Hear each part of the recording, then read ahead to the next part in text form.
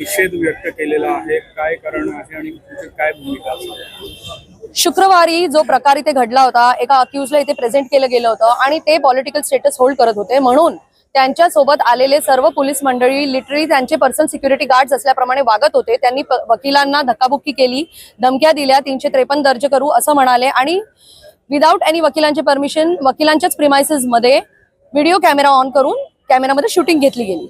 या सगळ्या गोष्टींचा निषेध व्यक्त करण्यासाठी आज आम्ही सगळ्यांनी लाल फीत लावून काम करायचं ठरवलेलं आहे। त्याचप्रमाणे आम्ही लेखी तक्रार सुद्धा आमच्या प्रिन्सिपल जजकडे दिलेली आहे। आम्ही हायकोर्टात सुद्धा ही गोष्ट एस्केलेट करणार आहोत आणि जिथे जिथे आम्हाला तक्रार करावी लागणार तिथे तिथे आम्ही करणार आहोत। काय सांगणार, आज आपण लाल फीत बांधून कामकाज सुरू केलेलं आहे, फीत बांधण्याचं कारण? याआधी आम्हाला कधी अशी गरज वाटली नाही की लाल फीत लावून आम्हाला काम करणं, परंतु आमच्या वकिलांवर अन्याय झालेला आहे आणि त्याचा निषेध म्हणून आम्ही आज हे लाल फीत लावून आमचं कामकाज चालू ठेवलेलं आहे।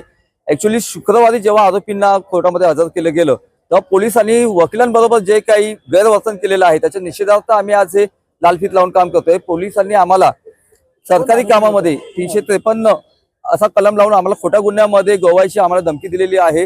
त्याचप्रमाणे ज्या ठिकाणी आम्ही आज कोर्ट ऑफिसर आहोत आणि त्या कोर्ट ऑफिसरलाच तुम्ही पोलीस धमकी देतात की तुमचे खोटे गुन्हे करू, आणि त्याबद्दल आम्ही हा निषेध व्यक्त करतोय।